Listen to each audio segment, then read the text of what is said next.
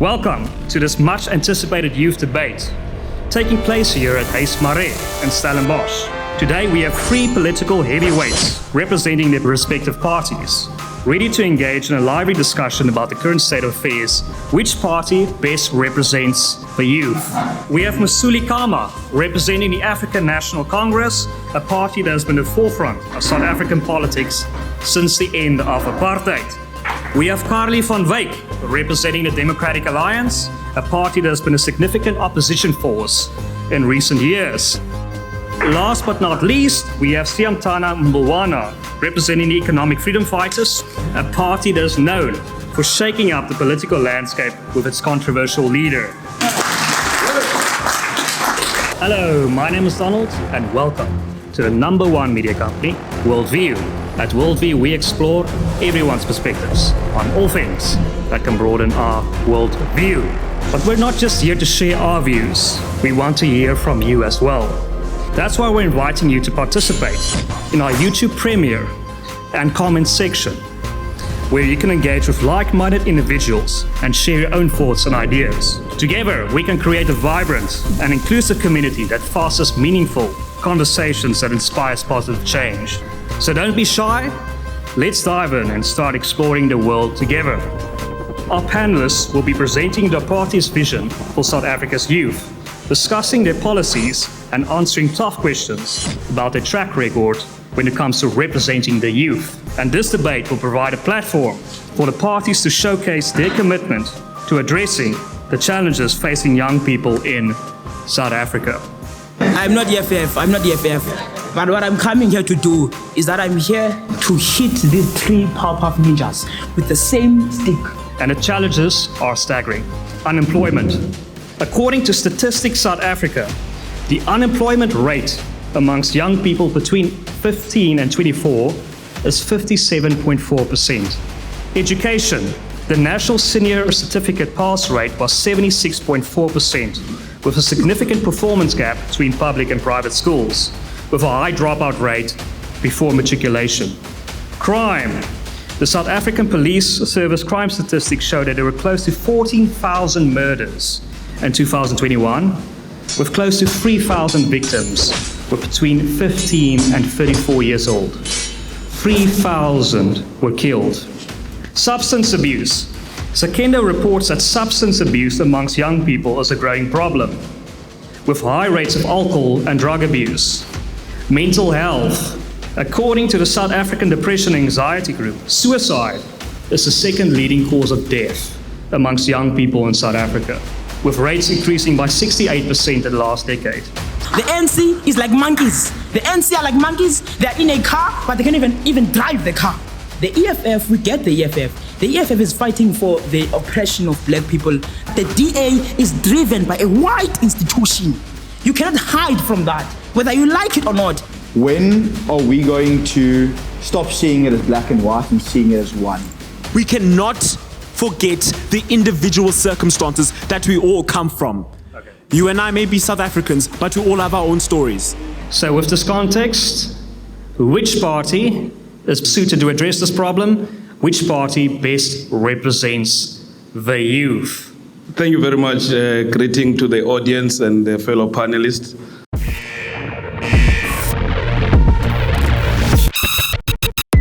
I think as the ANC were deciding to start the discussion because we believe that we're the only qualified people and well-positioned because of experience in governance to talk about the matter.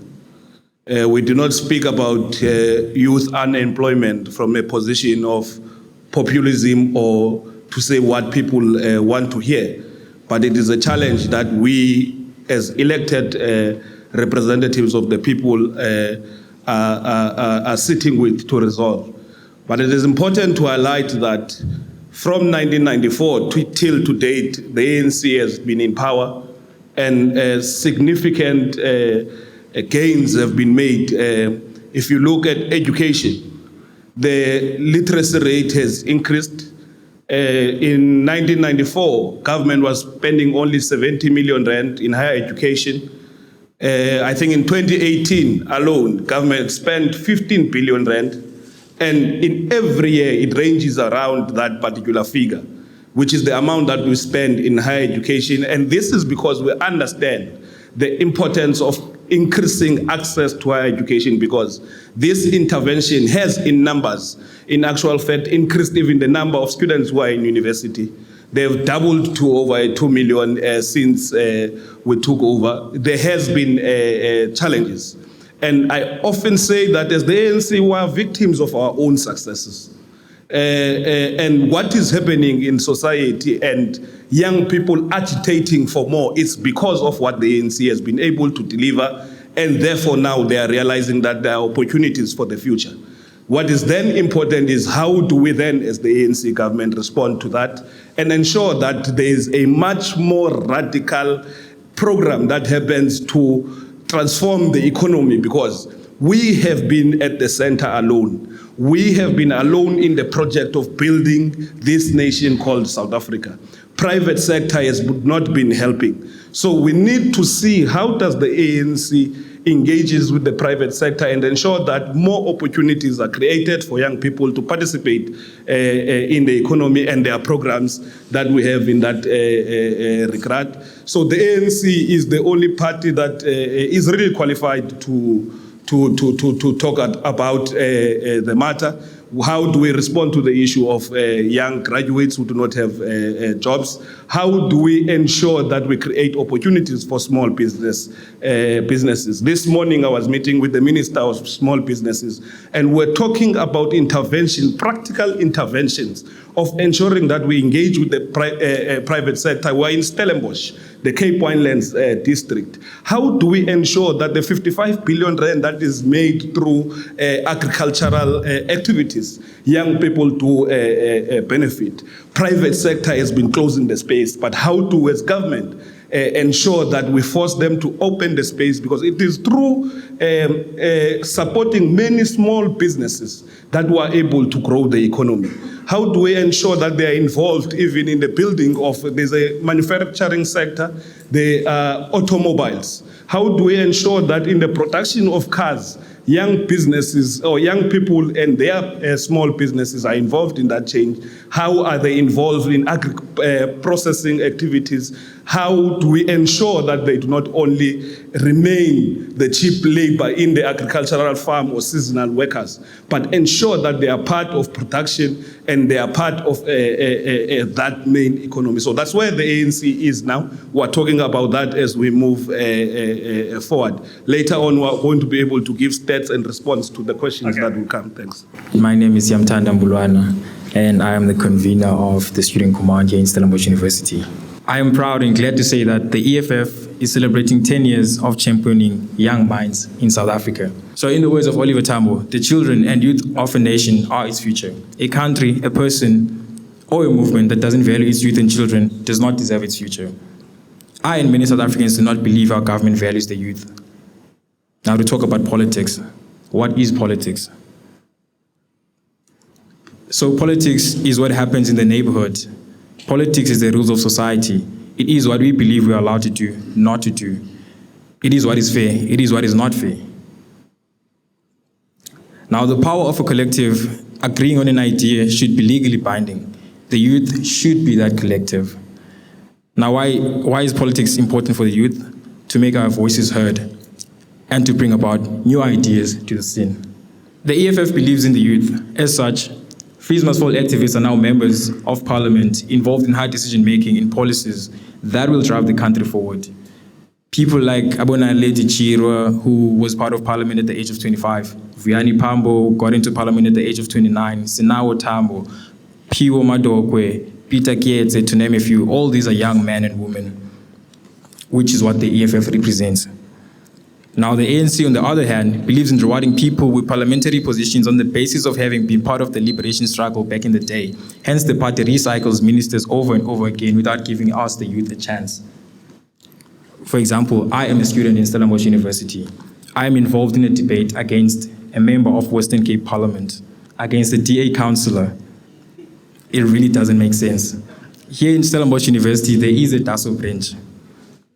Behind the camera, I'm not sure if the audience can see, there's a member of DA. Why is he not here taking podium? Does the DA believe in the youth within its organization? Does the ANC believe in the youth of its organization? I know for a fact there is a SASCO branch in Stellenbosch University. There is an ANC Youth League branch in Stellenbosch University. Both of those organizations exist within the ANC.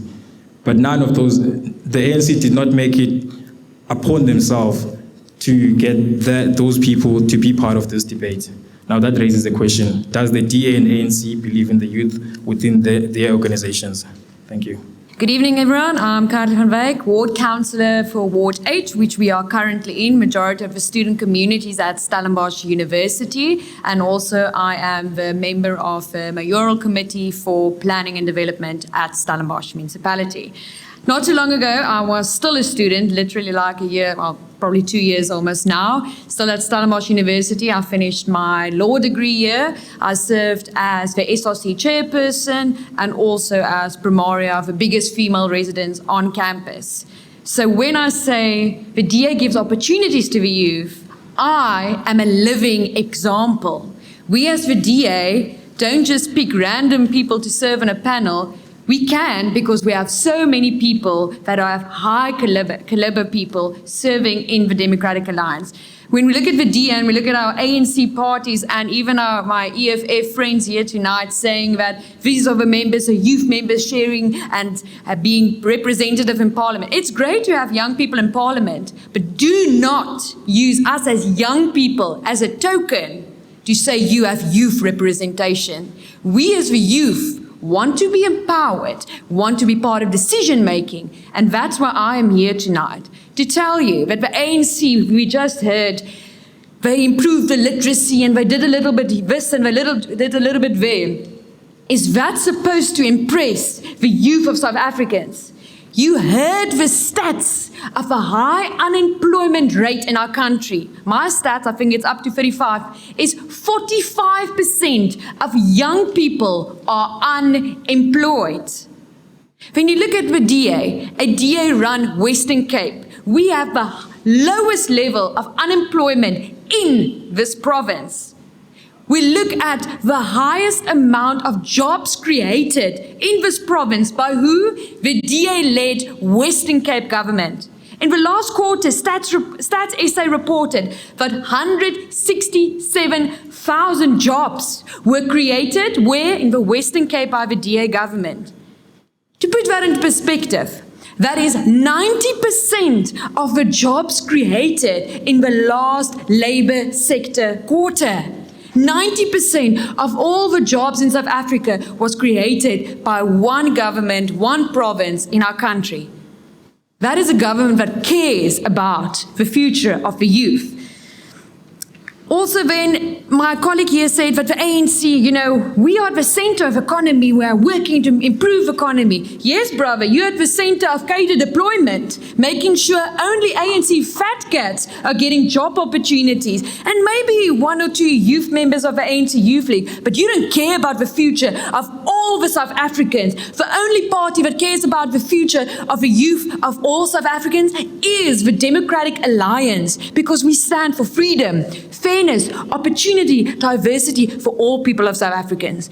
I, as a DA councillor, of course, not everybody voted for me, but in my ward, I serve all people, regardless if you voted for me, regardless if you are politically activated or not.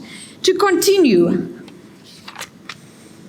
yes, we heard here about the ANC, we are tired about talking, and you want young people, they must get the job opportunities. But honestly, we are tired of your talking. We see it's almost 50 years after apartheid. We're living on a democratic society. And what do we have to say for that? We have a government that disappointed the nation. If we look at the amount of people still living in poverty, the DA has launched a campaign because why? More than 5,000 schools, public schools in this nation still has pit toilets. Pit toilets, people, that is inhumane and disgraceful, and the DA is here to serve all young people of South Africa.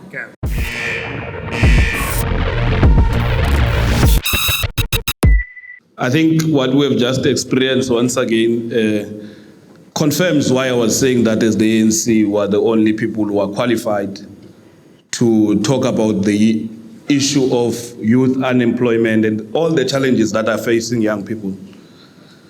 If you were listening here, people are bothered of talking about themselves. I'm also young. I'm a young person.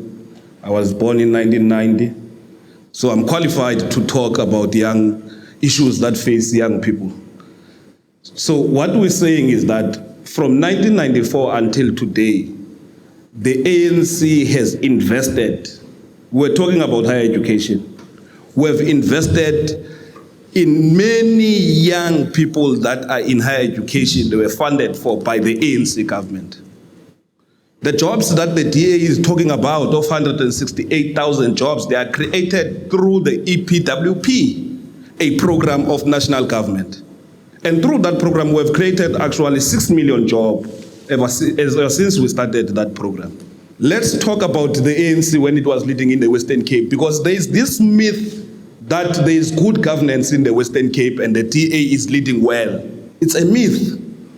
Because in this Western Cape, Gauteng, and all other economic hubs of the country, they are so because they are products of what would have been years of systematic oppression and prioritization of particular areas. It's apartheid legacy. Even when we were leading here, because we must do a comparison, when the ANC was leading here in the Western Cape, the unemployment was the lowest. The ANC took it to 16.8%. You must go and research that. You might not know because you just arrived. Go and research. We took it to 16.8%. Okay. When the ANC was leading, because there's an issue of crime which affects young people the most. When the ANC was leading here, crime was at its lowest when the ANC was leading, because the ANC understood that contributing factors are the issue of unemployment of young people in these areas. How do we ensure that there's community participation in addressing the issues of crime? So we are not concerned about driving a negative narrative around youth unemployment. Okay. We're concerned about bringing solutions to this challenge. We know what's happening and we are in charge and we're moving forward. Thank you very much. Great. So Mr. Mesuli here talked about the ANC being in power since 1994. Well, fast forward to when we got political freedom. We are now in an era that forces us to focus on new crises where young people want to take lead. ANC has shown that within their organization, the youth will never be vocal enough to champion the cries of the people. ANC employs self-serving politics, and that is a fact. Thomas Sankara said in a famous quote that political freedom without economic emancipation is meaningless. And indeed, we have witnessed it in South Africa. Coming to the DA, I find it very difficult to trust a very much white-dominated institution blinded by racism and privilege to find solutions faced by the black majority of my country. Now, the DA has been in power in the Western Cape for the longest of times. I come from a Khayelitsha. When I go to Cape Town and look at what she is talking about, yes, we might say that the DA is doing well for itself, it's running a proper government, but then when you go to the townships, we live in the townships. There's literally debt next to my house. What does the DA do about it? Nothing. So basically what I'm trying to say is that the DA only cares about white people and white communities. You guys forget about us black people. I saw an interview by the former president, said this, I quote, there is no tender issued by the state that is not designed to enrich a member of the ANC. Now, if you think about the pillars of the EFF, I think it's the fourth pillar within the 7 cardinal pillars, where we say we want to build state capacity that will lead to the eventual abolishment of all tenders. I think a very important point we need to touch on is little higher education here, because the ANC has supposedly support higher education and supports our students. But since 1994, the amount of financial support our higher education institutions have received has decreased annually. Why do we have students almost sleeping on the ground? Oh, because we have NSFAS capping our students on the amount of money they can stay in accommodation. Students have to fight, they have to toiter, they have to mobilize, and then this was would perhaps decide to understand, okay, let's lift the cap. Why are students subjected to the poor governance, poor planning of our ANC government? And also just want to say this narrative of the DA is a white party.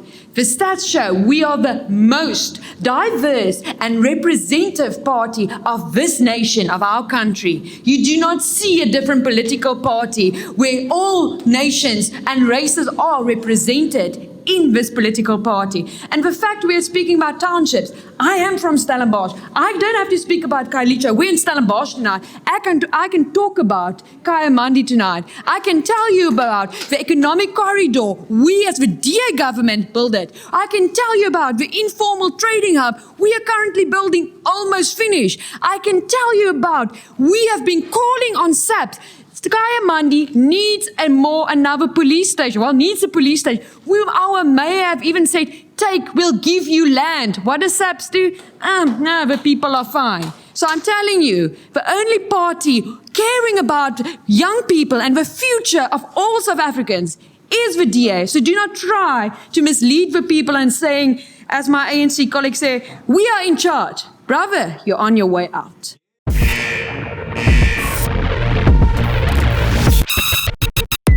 What we have been raising about 1994 until today is not out of arrogance, but understanding what we're talking about. We have not yet, the DA is leading in the Western Cape. Is leading in the Western Cape, and they have over 2 terms. They're in their 3rd term in the Western Cape. Helen Zille had 2 terms, they're in their 3rd term in the Western Cape. Crime is going up. They blame the police, they only talk about the police. Every time we tell them, scholars from this university have written, they have done research that there is a correlation between crime and economic factors. All the areas in the Western Cape that are affected by high murder rate are black areas, are previously disadvantaged areas. I understand why the EFF will say that they are a white party. It's because there is no intervention. When there were killings in the farms, the DA stopped everything to go and intervene in the farms. If you drive in the rural parts of this province, there are cameras everywhere out of that program. We have been calling for that in Kailicha, in Delft. They have not been doing that. The Premier invested 1 billion rand for boots on the ground, law enforcement officers to go and look around gangsters who have weapons. Police are doing their part. Last time, the MEC of the DA is in many pictures, receiving 201 vehicles, police vans. There are many interventions, AGU, that are happening, but you are not going to end crime if you do not address socio-economic factors. And the DA is not interested in that. We have been saying to them, invest in youth businesses in the townships. Elevate a township economy. They have not been doing that. We did it when we were leading in the Western Cape. I'm giving you stats that we took unemployment to 16%. I'm giving you stats that even housing, people are being raped here in the Western Cape when they go to a toilet, which is in the dark and it's a communal toilet. They are being raped. There are no lights. There are no access roads. Police are unable to do their job in other areas. When the anti-gang unit was introduced a week later, they were shot at in Samora Machel because they were entering shacks where there were no lights, nothing. The DA is not servicing young people in the Western Cape, which in their majority are found in the poor areas. Okay. And the ANC has been doing that. They're spending majority, I can say it without fear, 90% of the EFF student command learners at university are funded by the ANC government. Their studies are funded by the ANC government. Okay. So you can't say the ANC is not doing anything. And the ANC has been managing this democracy so well that everyone has a right to raise their voice and contribute into the direction of the country. Okay. So I'm saying, as the ANC were leading, it's a year of decisive action to advance our people's interest and renew our movement. We're on path. We're not threatened about 2024 because it looks like people are speaking for 2024. We're speaking about young people and resolving their issues and how do we find solutions. Good evening. My name is Mzoake. I am a deputy chairperson for DASO Stellenbosch University. So I just wanted to clarify certain things. my panelists, let's not mislead people here. We have a crisis of young people who are unemployed, and young people are sitting at home without hope. And now we have a member of the African National Congress who comes here to tell us that it's about, they've been in government for all these years and they are able to speak about young people's issues. It's not about the longevity that makes you to speak about young people's issues. It's about you as an organization to make sure that you serve young people of this country. And to come to my brother from the EFF, let us not mislead people. The fees must fall struggle was not an EFF struggle. It didn't start through Naledi Chirwa and Vuyani Pambo. You said that, I'm quoting you, Chief. Okay, let me finish. You said, my brother, the EFF was part of the fees must fall that happened in 2017 at VETS. I want to put it to you, my brother, that the fees must fall struggle was not an EFF struggle, but it was a student struggle, and the students fought for themselves. The students are the ones who took it to the streets, and the EFF, as they are used to do, they hijacked that movement of the students. Thank you. Okay, first of all, I would like to speak about the 90% that my ANC colleague spoke about. He said 90% of EFF SC students that are in university are funded by NSFAS, which is by the ANC. So that 90% of EFF students have to fight for registration each and every year. Sizofunda Ngengani has been in place for so long. Why ngatiyekwe? Because the ANC is incompetent. My brother, they asked, what is the EFF doing? As I said, Sizofunda Ngengani, each and every year, we have to be here before registration to assist students. SRC is there. Hackers are there, but what are they doing to assist the students that are not accommodated, the students that do not have reses? We sleep outside with those students to protect them. The DA is in power in Stellenbosch University. There is a town hall. No one has ever came to us and offered that town hall. You are a councillor in this region. How come have you never given us that option? Does it not matter to you when black students do not have a place to sleep? So the point I wanted to raise firstly, and then I'll go into my questions, is that all three parties up to this point have failed to give me any substantial arguments as to why they represent the youth. For instance, the ANC goes on and on, as mentioned by both parties before, about what they've done in the past, as well as vaguely mentioning how they've supported youth in the present times. The DA either focuses a micro lens onto the Western Cape, or specifically the wide lens, as to how successful they are, or they simply go and or join the EFF and dog on what the ANC has failed to do. The EFF has simply been using buzzwords such as championing the youth, but has not explained what exactly that means or how exactly they do that. So my questions for the parties, in order of they appeared, firstly goes for the ANC. Firstly, do you not believe that at this point that you are too big, too bloated to move with the youth of today? Because the world that we exist in, the world that we live in as the youth, is far more dynamic than the one that existed in 1994, 2004, or even 2014, right? And secondly, this is based mostly off of your response. The investment that you have performed in terms of tertiary education, it leaves a lot to be desired. For instance, I do not come from a very wealthy household. However, I am not poor. Thus, I am left in this weird middle gap that is not covered by NSFAS. Thus, my greatest stress at any given point in time is not being able to get funding for my studies. Because I know I live with the reality that at any point in time, I might have to accept the fact, if my family lets me know, you may not be able to continue your studies, right? On to the EFF. What exactly does it mean when you say you champion the youth? What exactly are you doing for the youth? What exactly is your plan in order to help us? Because you bring up this fact about how you as a representative of the EFF are a university student, you are the youth, right? But you have not explained exactly how does that relate to the broader prospect of us getting into positions of political or economic influence. When you talk about the cries of the youth as well, you don't really go into details to what does this mean. Yes, there's youth unemployment. Yes, there's a struggle there's a lot of dropouts in terms of high school education. But what exactly is it that you're referring to when you discuss the cries of the youth? What are the problems that you are seeking to address? And finally, the DA. As I said before, you seem to focus a micro lens on the Western Cape as to show how well you have been functioning. But what is your plan when you get onto a larger scale, if you are able to do so? What is your plan to address issues that exist within the Eastern Cape, the KZN, Northwest, so on and so forth? It's all well and good to say I have succeeded in this area, but there's always bigger problems, and I need to know if, as a person who's going to be able to vote soon, what exactly am I getting into if I'm going to put you into a larger scale?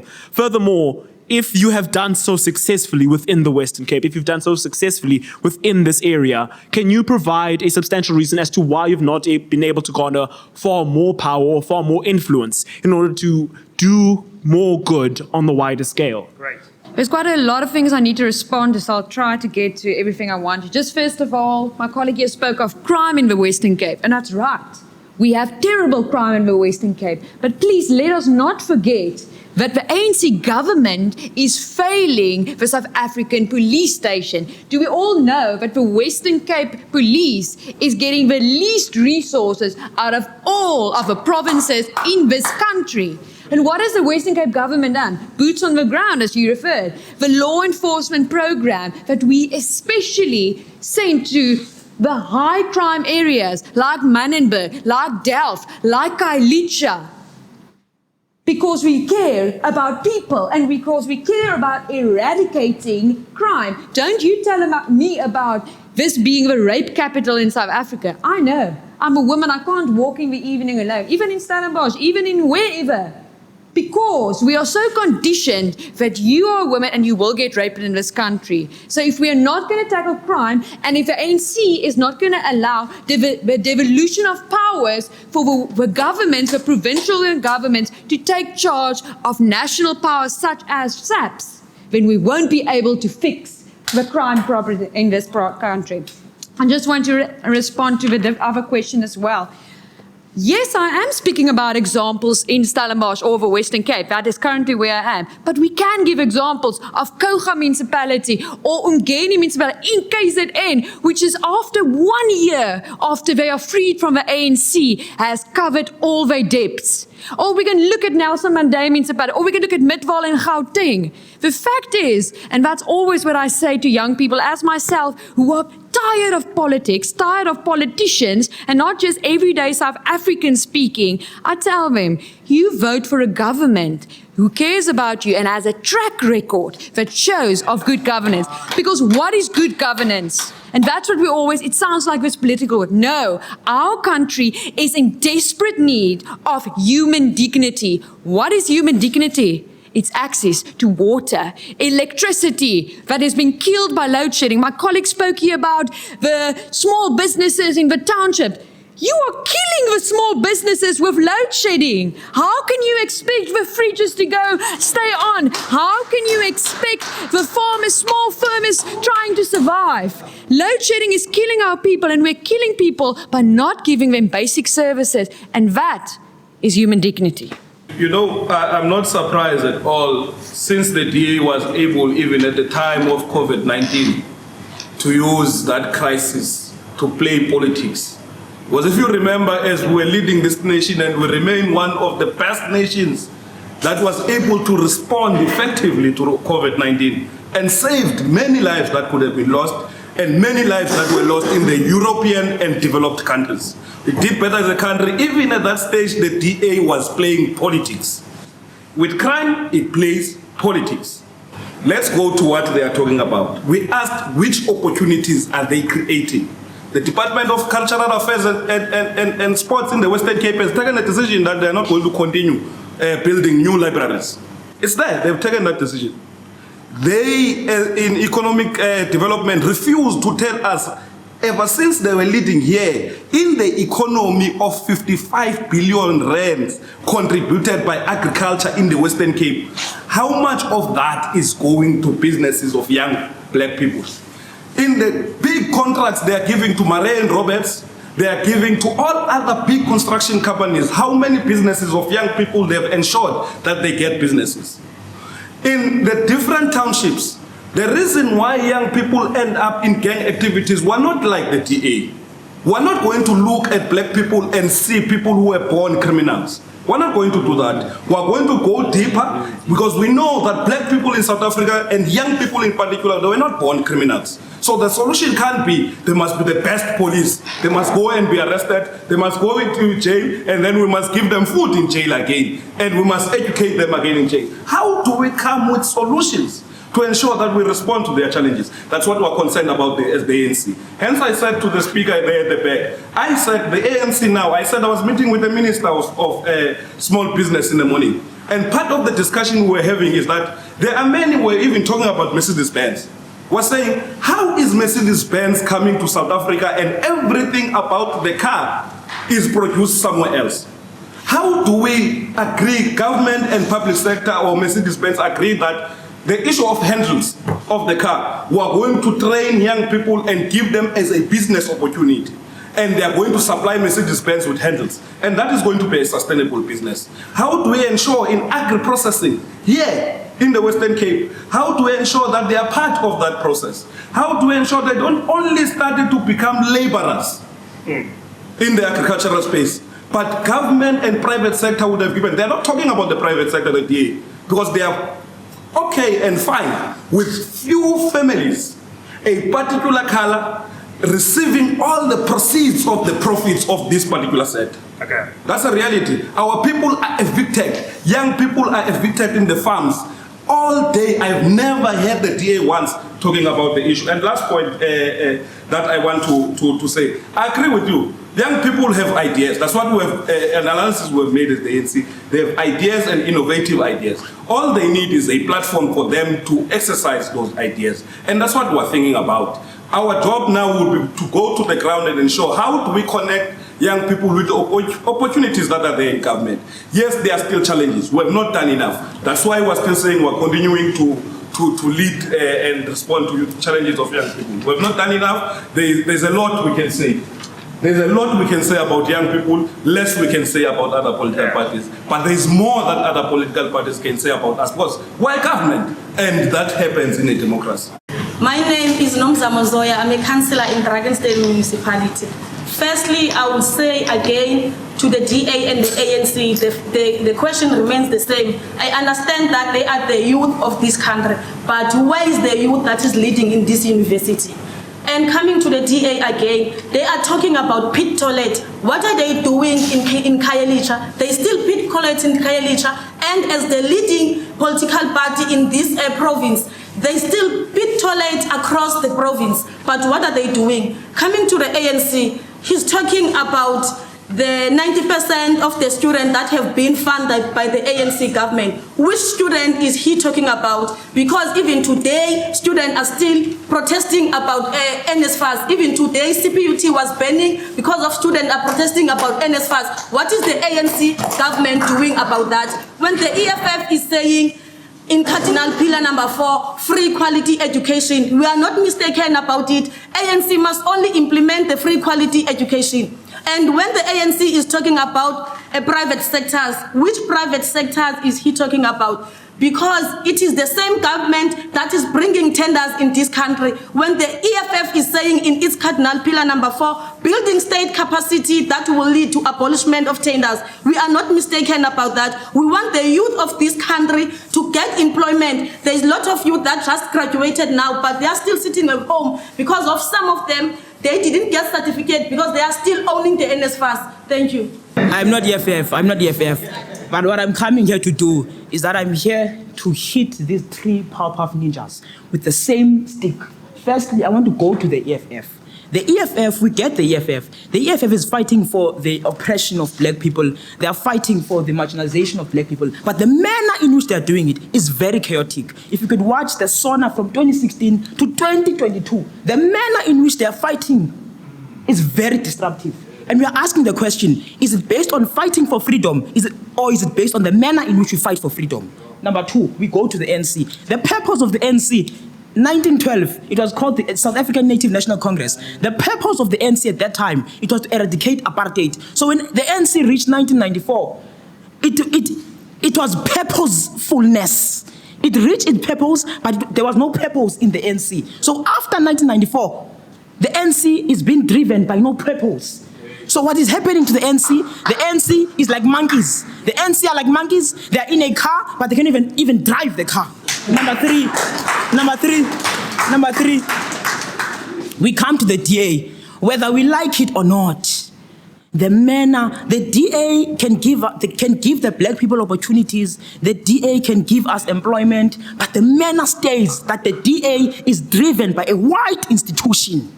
You cannot hide from that, whether you like it or not, because what you're asking for here is that when you are dealing with us as black people, you are going to look at solutions from a white perspicacity, but you want solutions from a black perspicacity.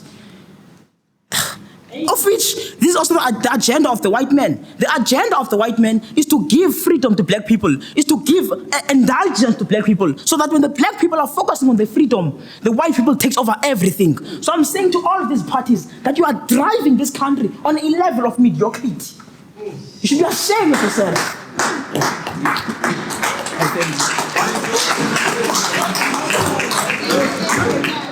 I really take to heart what the previous speaker said, and I think it's very important because it takes the frustration of not only young people, but a lot of South Africans. Yes, I am a white woman. More fact, I'm an Afrikaans woman in front of you as well. But do not come and let's play identity politics and just tell me because I'm a white Afrikaans girl growing up also in a single mother household that I am X, Y, and Z.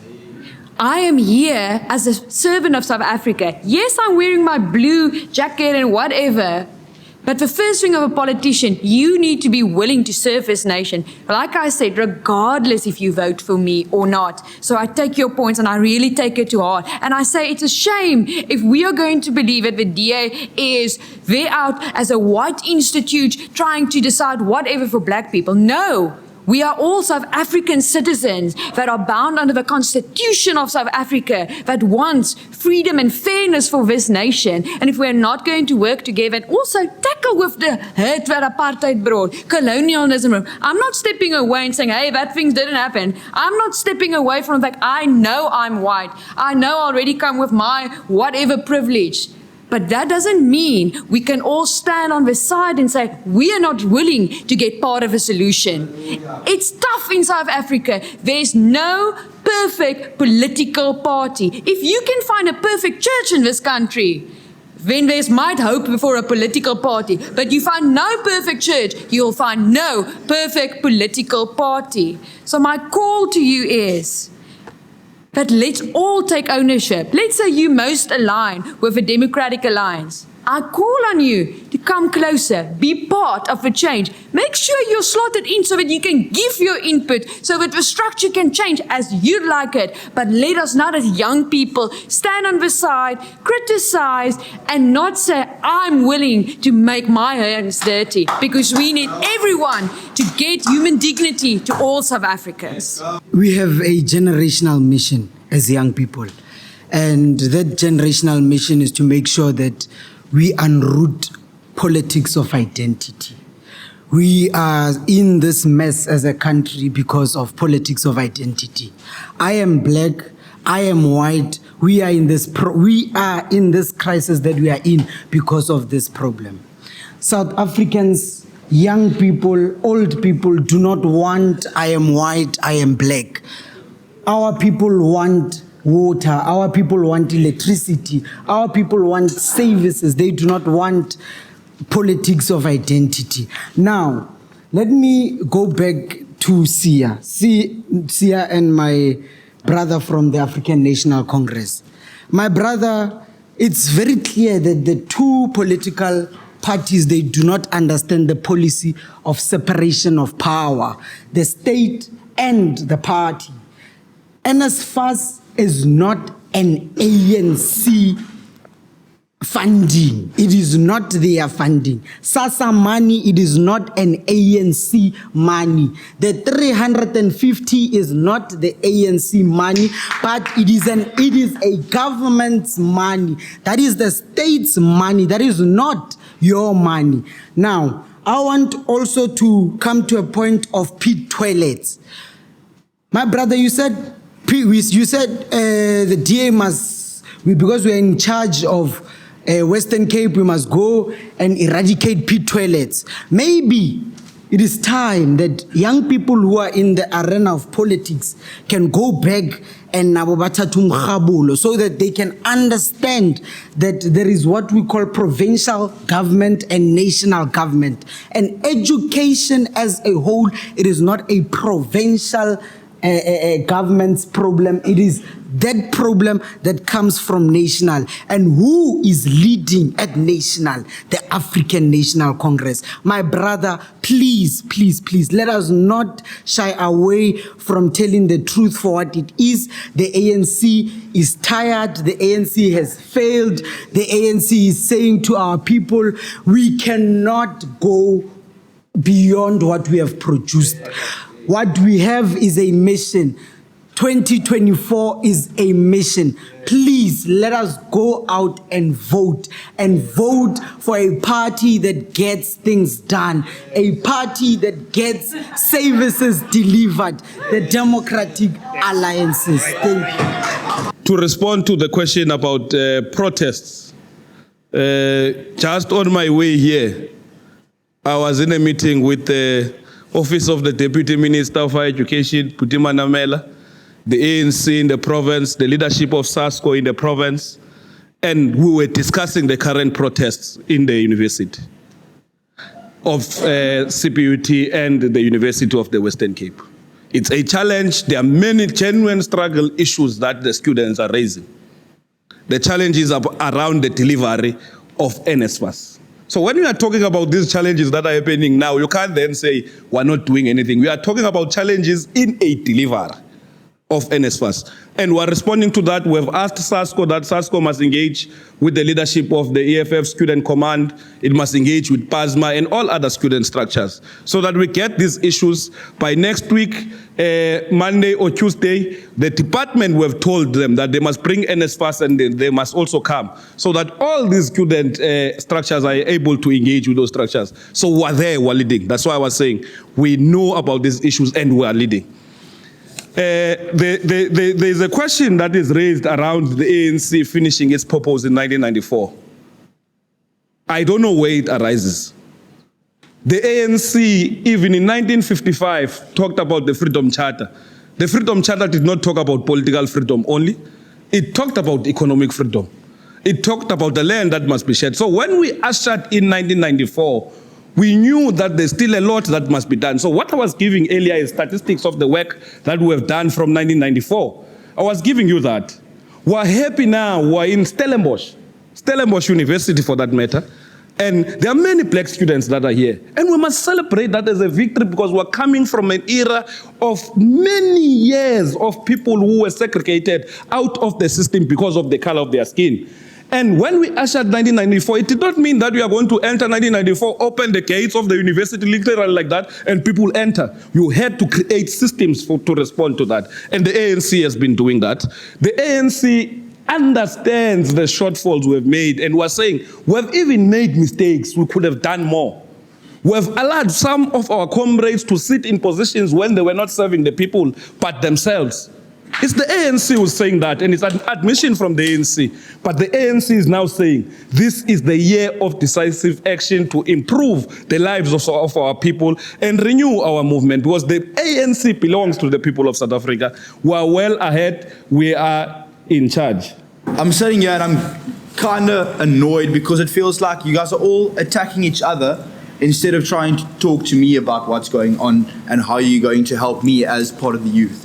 I started the DA. My question is, you guys are doing pretty well with the higher education, but my question is, what plans do you guys have in the Western Cape where you guys are in charge, I can put it that way? What are your plans to try and get the whole province, that's obviously the end goal, to that level? my question to the ANC is, you guys have been working and running for the last, yes, I can't do the math exactly now, but it's been a while. 30 years. Yeah, 30 years odd. 30 years odd. It hasn't worked perfectly. So what are you guys doing now that's different in the past that'll help the youth? That is my question to you. And my question to EFF is, when are we going to stop seeing it as black and white and seeing it as one? That is my question. I'm tired of it being a black and a white and a this and a that. I just want to be one, like the whole country as one. So he said the EFF is fighting for the people. It should stop there, my brother. It is our hate for capitalism and imperialism and love for all people that drives us. Ours is a radical and militant fight against oppression against the middle class. If need be, we will be armed to emancipate and attain economic freedom for our people. I think a lot has been shared tonight. And I think something, not the young people, we as young people hate is, yeah, this one and that one showing up, but you do this and I do that. So I'm not going to further rebuttal on the ANC or the EFFs trying to be arguments tonight. And I'm just going to share, like I said previously, yes, we as a DA, we're not perfect. But I can tell you the reason I joined the Democratic Alliance already as a second-year student, so decided to join DASO, the DA student organization, to say, I want to be part of change. And I am committed to a party that is committed to the Constitution of South Africa. But that Constitution rights, the basic rights every South African deserves. You are born with that inherent. We've seen with the ANC, we don't see the Bill of Rights in action.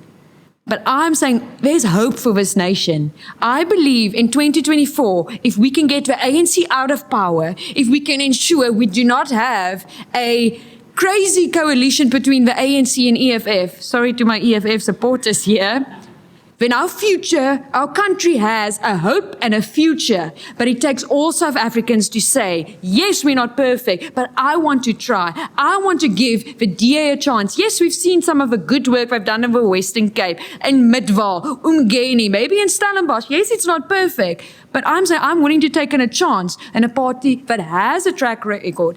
And I'm also willing to say, I'm going to put my hand up and say, let's contribute to change. Because the time of South Africa is running out. And young people, we need to take ownership of our future for tomorrow. Carli, just quickly, I think he mentioned something along the lines of City Hall can be leased to students who are sleeping outside. Is that a possibility? Just out of interest's sake, is that a possibility? Well, it's interesting we haven't received a request from the EFF Student Command, so put on your request, first of all. Of course, the town hall can be rented out by anyone, any organization, any individual. So put it in writing and just rent it. But let's continue before you saying students need accommodation.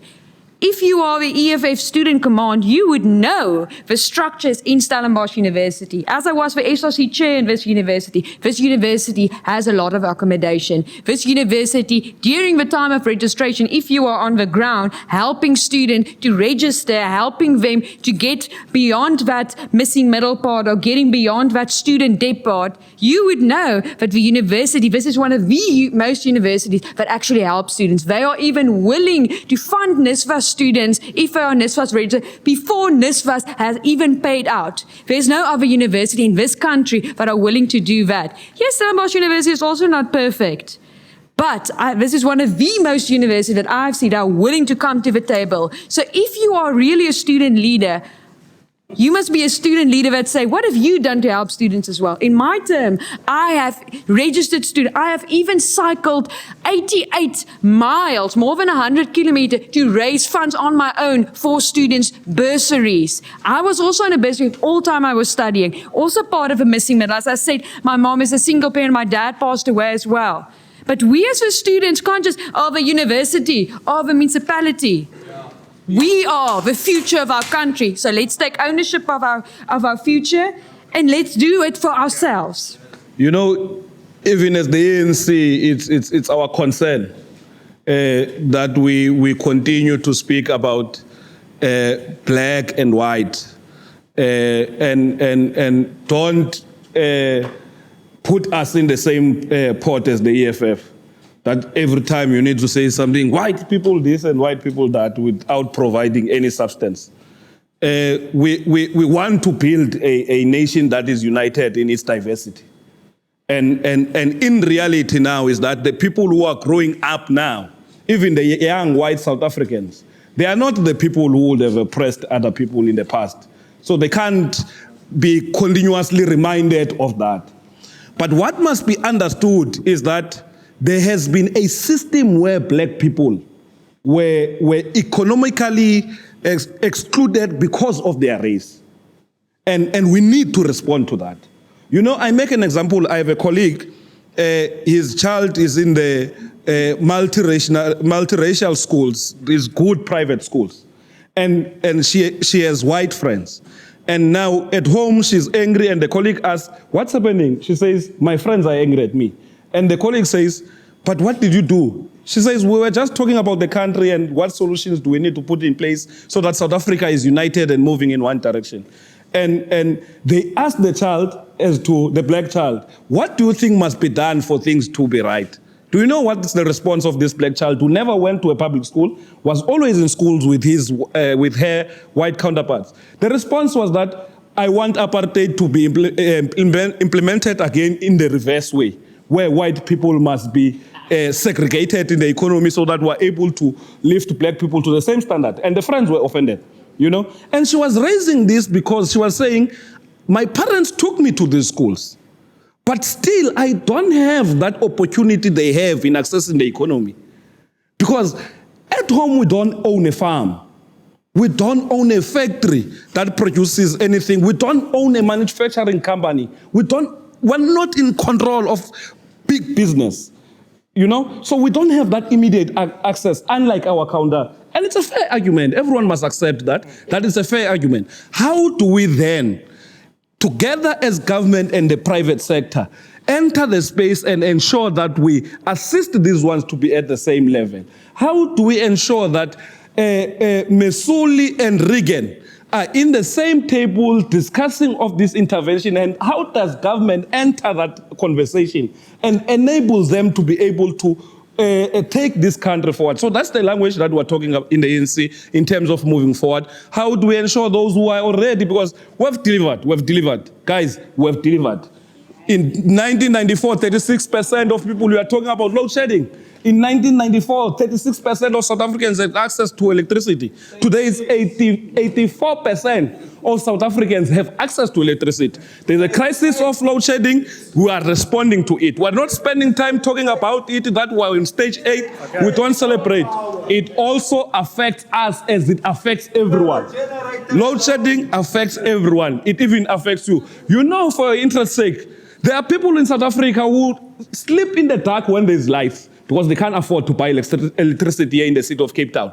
Many black families in the city of Cape Town buy electricity for 100 rand, and because they can't pay their rates, the DA gives them electricity of 20 rands. You know, they sleep in the dark when there is electricity. You know, so there are many challenges that we must talk about. And there's the ANC, because we're an organization concerned about bringing solutions to the challenges of our people. We're not concerned about going around talking about the negative, but what are we going to do moving forward to ensure that we deliver to the people? Just quickly, sorry. Okay. Just quickly, Mesuli, you say that there's a process that white people still have to contribute because of apartheid. Do you see a timeline to that? Is there where it ends? Because now 30 years since the end of apartheid, do you see a timeline where it ends?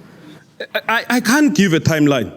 The message that we can give is that all South Africans, all communities must contribute. The private sector must start to realize the need before this country gets into worse conditions. Must see the need to meet government halfway. Give opportunities to young people. Farms must give opportunities to the workers. They must give shareholding to the workers who have been working for these companies so that they are also part of the economy. So I can't give a timeline. It's only when we are able, all of us, to say, here is a problem, how do we contribute? We must not only be happy about the profits that we're making and only get angry when the profits are not going up anymore. Drinking water, 88% of South Africans have access to drinking water. In 1994, there were only 51%. What is that? Is that not delivered? So we are victims of our own successes. Okay. We've created young people who are now agile. Right. They can't wait. They are not patient. They want to do more because the ANC has been able to create young people who are at a level and they are innovative and they want the platform. Thank you very much. As my fellow Aceman said back there, what ends up happening each time there's any sort of discussion related to the big three political parties is that they start bickering with each other. Insults are thrown back and forth. They talk about the inadequacies of the other, and they forget the mission that they had in the first place. The essence of this debate was to discuss what each of you are going to do, or what is your plan to help us, the youth. The essence of this debate, it revolved around how you guys could represent us, the youth. You, ma'am, you went into depth about how well the DA has done in the Western Cape. That's all well and good, but you have not discussed how you plan to represent us, how you plan to help us as the youth. You, sir, as the representative of the ANC, you discussed how the improvements that have been put into place after 1994, but you don't discuss what you plan to do as a representative of the youth. You don't discuss what exactly you plan to do in order to empower us as the youth. You, sir, you use the word empower specifically. You continue to refer to yourself in the beginning with your speech as a champion of the youth. And yet all you've done here, time and time again, is talk about the inadequacies of your fellow panelists and fail to bring up any sort of substantial case. But I cannot be so judgmental towards them, as we as the audience also have a responsibility here. Mr. DA, you cannot be shouting in the middle of a panelist's speech and then expect them to suddenly address you properly. The same goes for the EFF.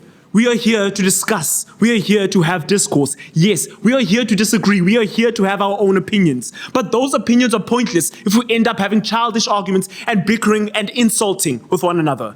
Because it's no longer an issue. It's no longer a debate amongst people. It becomes a political squabble. I've had enough of that in high school. I've had enough of that in university.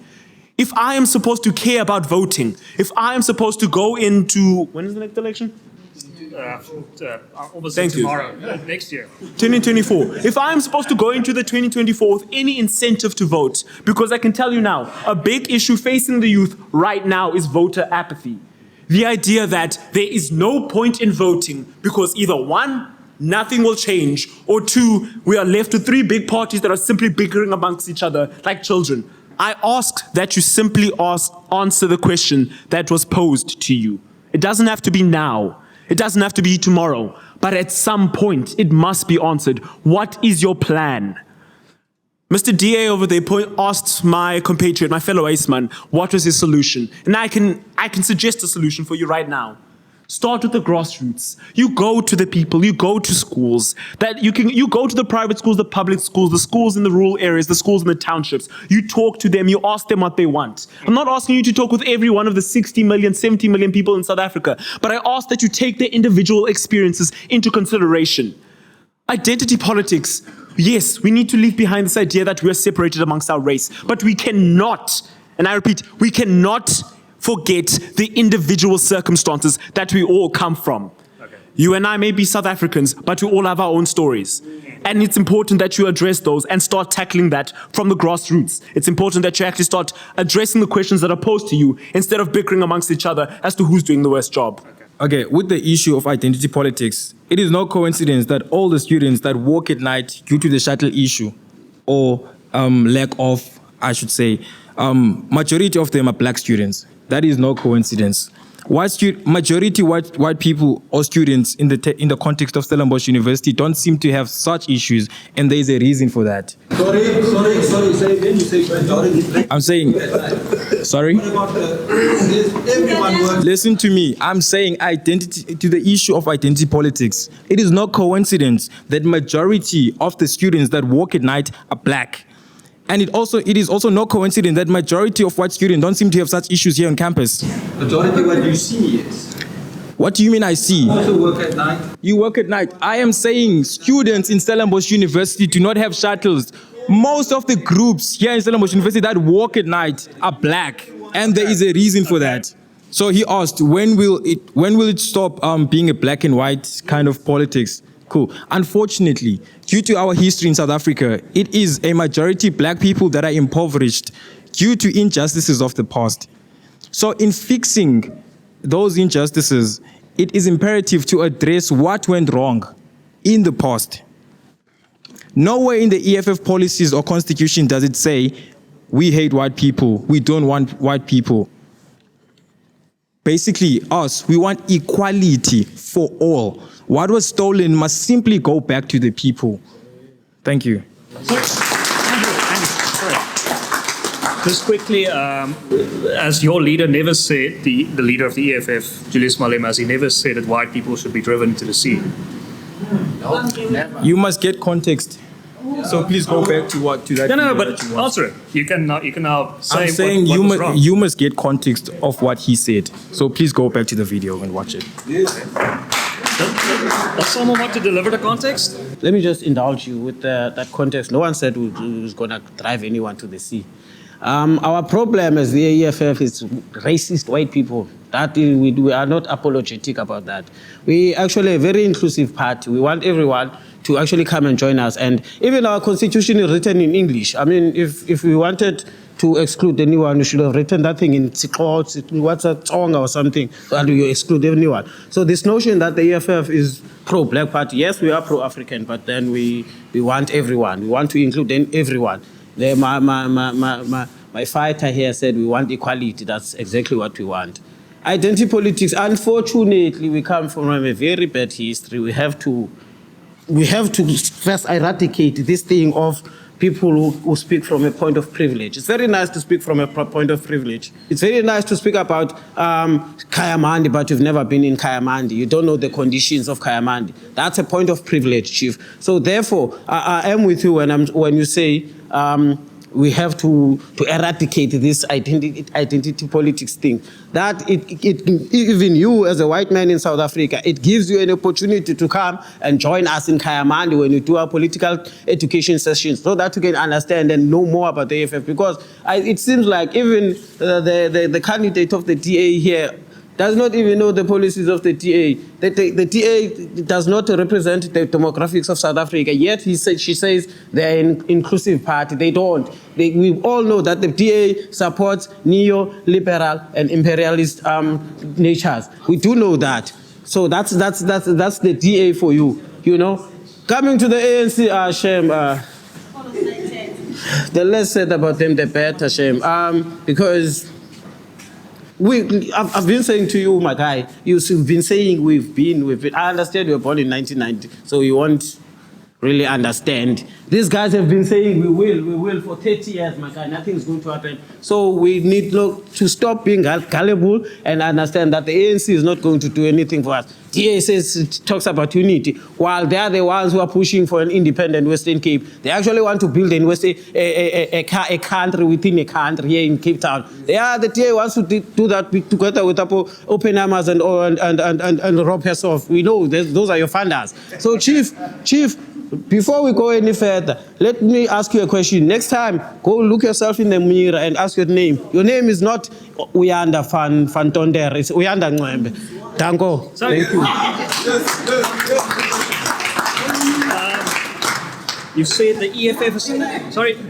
I believe in freedom, fairness, opportunity, and diversity. I stand here to represent young people who are against the things that you are saying of black and white. I represent young people who want a diverse society. The Democratic Alliance is the only party in this country that has a diverse leadership. Go and look at the ANC's leadership and the EFF's leadership. They are all black people. I am not talking about politics of black people. Yes, I am not saying black people were not oppressed. We were oppressed, that's the truth. But we must never ever take that thing into our democracy, because our democracy will not mature. It's been 30 years into this thing. We need a maturity of democracy. We have... I just want to ask a quick question. You said the EFF is not a home for white racists. Is it also not a home for black racists? Now we're going to have to go back in history. It has been proven that a person who does not have privilege can never be racist. You can go, anyone who's willing to read, go read Frantz Fanon's The Right of the Earth, then you'll understand what it means with racism. A person, I'm saying this again, please open your ears. A person who is less privileged can never be a racist.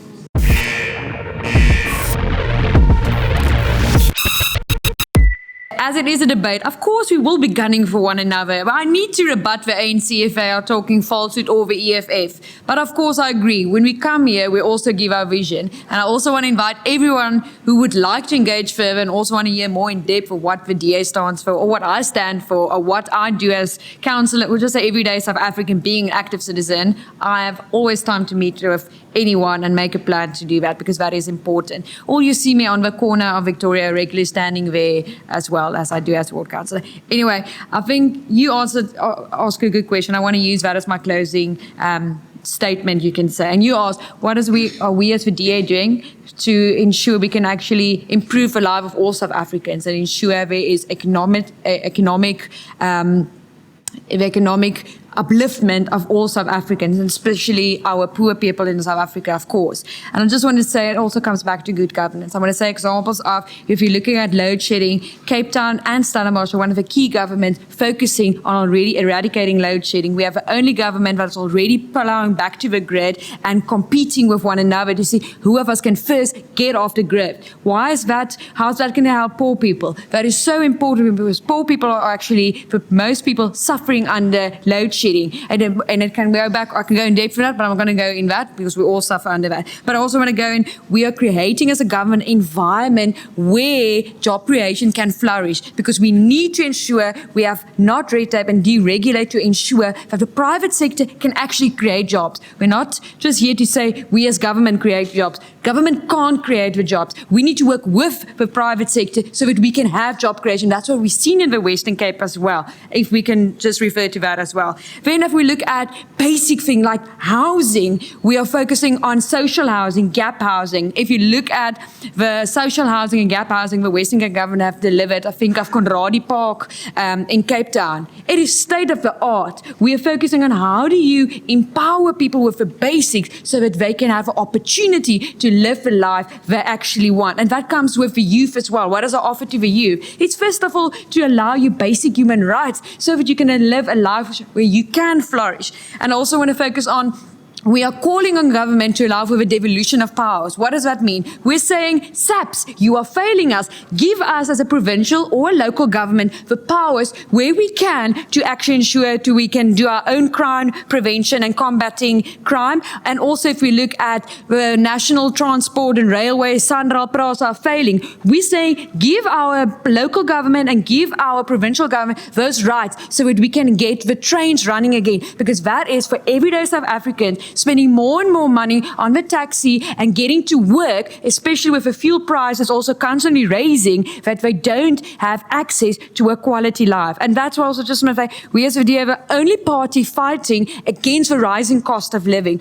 We were the only party fighting and giving a perfect plan saying how we can cut the fuel prices. There's a way to cut the fuel prices, but the national government doesn't. We were the only party fighting against the load share of our Eskom tariff that has been rising. We've even put on a way to say how we don't need to increase it. So, yeah, I think that's where I'm going to enter to say we are working, we have plans, we even have more plans we can implement. If we look at our economic justice policy and our economic recovery policy. So we do not just talk, but we have an offer and we are working for all South Africans. Thank you. Awesome. Thank you, Carli. You know, these critiques, they only make us as the government do better. Because we listen to them and we govern together as the people. We are a government of the people. And the people must always speak. If there's something wrong happening, the people must speak. Our duty is to listen. And I must say that we talk about housing opportunities. When we were leading in the Western Cape, the delivery of more houses was under the ANC. 2004-2005 financial year, we delivered 29,945. The next financial year, we delivered 34,465. The next financial year, we delivered 34,585 in the Western Cape. Then the DA took over. 2014-2015, the number of houses delivered was 17,000. 2020-2021, the number of houses delivered was 10,164. 2021 and 2022, the number of houses delivered was 11,541.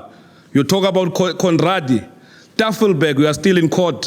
We have spent millions to date. We are refusing because the court said you must not sell that land. You have a duty to build houses closer to where people work. But to date, you are in court spending millions trying to fight that judgment instead of building houses for the people in the city where they live. So as the ANC was saying, we know we could have done more. We know at some point we should have intervened when things were going wrong, and we did not. And all of those things we know, and it's what we are responding to. And as the ANC will continue to deliver to the people of South Africa, who are still committed to the idea of a non-racial South Africa. And we will deliver that. We'll deliver that by ensuring that we give young people opportunities. My chief, you were talking about that. We're not talking about opportunities. I think we must engage more. We want these engagements. I talked about practical opportunities we're talking about today with the minister. We were talking about training young people on textiles because the textile industry in South Africa has died. Even this t-shirt of the ANC Youth League is made from China. You look at it's from China. We just branded the t-shirt. Now we're saying, how do we train young South Africans on textiles? How do we take them to Turkey? How do we say to Woolworths, Woolworths, you have businesses in South Africa, give us as government buttons out of your t-shirts. And we say we're going to take young people who are going to be trained somewhere, they're going to have their businesses. Every t-shirt of Woolworths, wherever Woolworths exists, even outside the country, must have a button that is made in South Africa by South African youth, black and white. So those are part of the initiatives that we are talking about. We're talking about how to ensure the graduates. That's why I'm saying we're victims of our own successes, really. Because if you talk about graduates that are not employed, you are saying we're producing graduates at a rate that the market is not able to absorb them. How do we address that in the market? How do we open the space so that there's access there? It's us who created the access. It's us who created the graduates. It was not a wrong thing. It's a successful delivery. If you go to many businesses today, you see black people in executive managers in the private sector, and we welcome that. But how do we move more from that and ensure that everyone is part of the value chain? How do we create a South Africa where we will really not be abused even on understanding of what is racism? Okay. That the EFF does not understand. And they can't understand because they were just formed because Jacob Zuma and Julius Malema fought. And then he had to leave and create something out of that. So they have nothing. There's no historical thing that is driving them, nothing. Okay. They are just in a permanent conflict. Tomorrow, Julius will say, the DA is good, let's go to a coalition in the city of Tshwane. But tomorrow is going to say, no, the DA is not good. And is not accountable. We, as the ANC, were government, and we do not have a luxury of saying things that we can't commit to, because the people will tomorrow say, you said this, and you must be able to respond to that. So our government on the move is the year of decisive action to advance the people's interests and renew our movement. Thank you very much. Thank you. I will quote from the Freedom Charter. The state shall recognize the right and duty for all to work. The ANC today has forgotten, and all are not competent to realize the promise. In Parliament, the President said, businesses create employment, not the government. And the councillor from Stellenbosch just said the same thing now, which raises the question, which tells me to worry. Are they competent? So we have a problem in this country, which is capitalism. Capitalism thrives in oppression against our people. Unemployment is beneficial for capitalism. Hence, we have unemployment rate is phezulu kakhulu. Remember, guys, the EFF is not in government yet. But we do have a promise to the people. We do have promises to the people. Here are the pillars of economic emancipation, which are non-negotiable. Number 1 is the expropriation of land without compensation for equal redistribution in use. I will repeat. Expropriation of land without compensation for equal redistribution in use. The nationalization of mines, banks, and other strategic economic sectors without compensation. I said nationalization. We are promising to build government capacity that will lead to the abolishment of tenders, free, quality education, which speaks to what my brother said there. He cannot afford university under the leadership of the ANC, and the same thing is going to happen under the leadership of the DA. But we promise free, quality education, healthcare, housing, and sanitation, massive protected industrial development to create millions of jobs. The government will create employment for the people. We will not depend on the private sector. And we also promise to be an open, accountable government and society without fear of victimization by state defense and police and other agencies. Remember, guys, the EFF is not in government. These are our promises once we get into power next year.